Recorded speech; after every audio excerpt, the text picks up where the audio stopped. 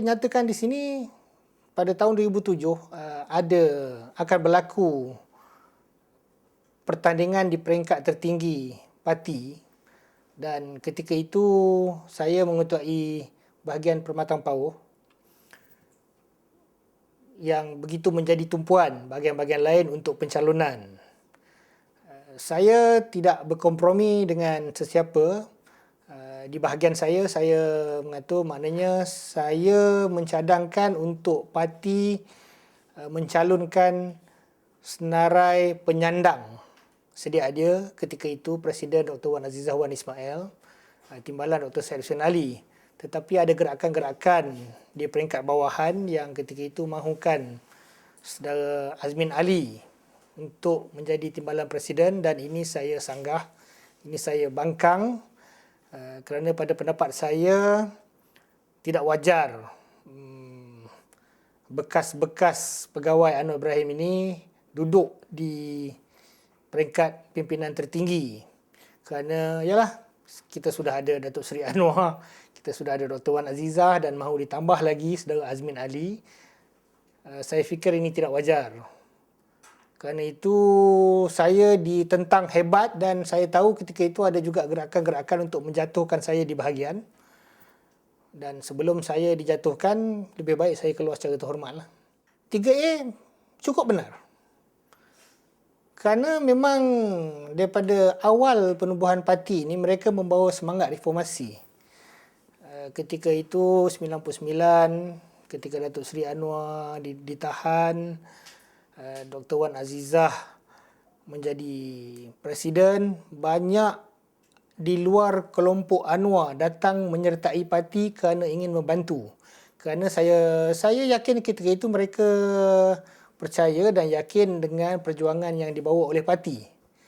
Tetapi selepas Datuk Seri Anwar keluar pada tahun 2005, masing-masing individu yang punya kepentingan telah mula memasang strategi, memasang cita-cita untuk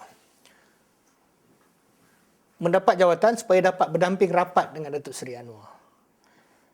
Dan saya tidak boleh terimalah perkara-perkara begini.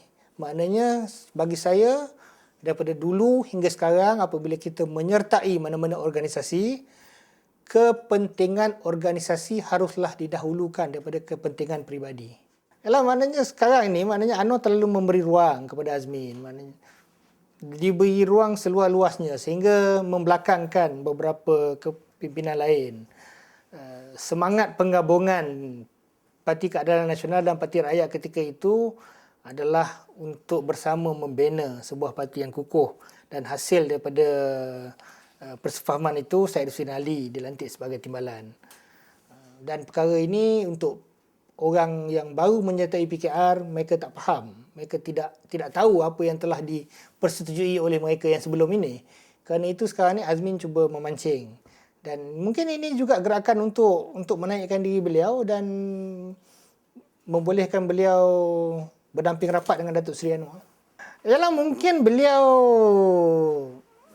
antara pegawai yang terlama lah berdamping rapat dengan Anwar. Maknanya, yalah, mungkin dia kenal Azmin luar dan dalam. Dan Azmin juga mengenali Anwar luar dan dalam. Mungkin mereka berkongsi sesuatu yang orang lain tidak tahu. Dan sehingga peringkat sekarang, Azmin telah melakukan pengorbanan yang cukup besar yang orang lain tidak boleh buat. Mungkin kerana itu Anwar rapat dengan Azmin. Laporan itu saya buat setelah saya memperolehi, bukan saya ada. Saya memperolehi dokumen tersebut.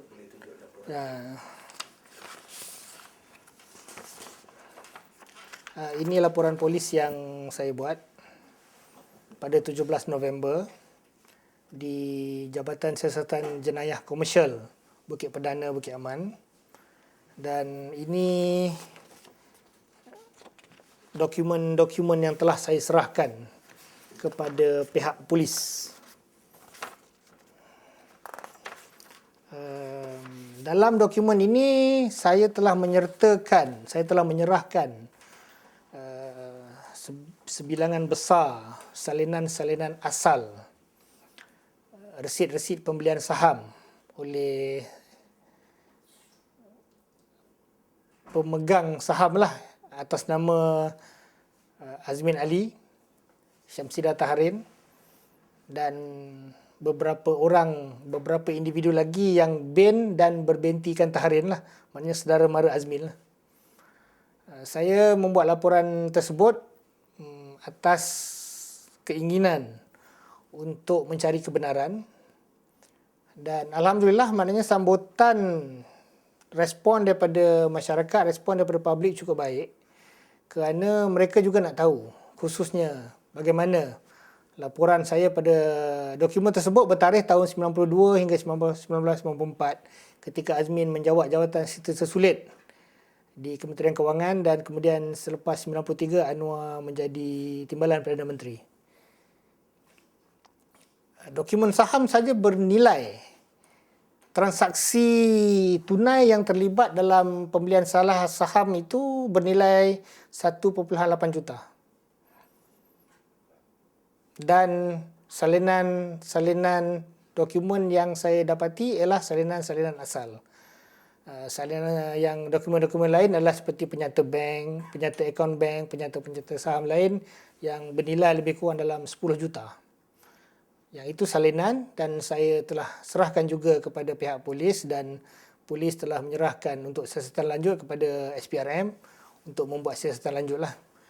Saya telah dipanggil oleh SPRM untuk memberikan kenyataan, dan kenyataan saya jelas mahukan perkara ini disiasat dengan teliti,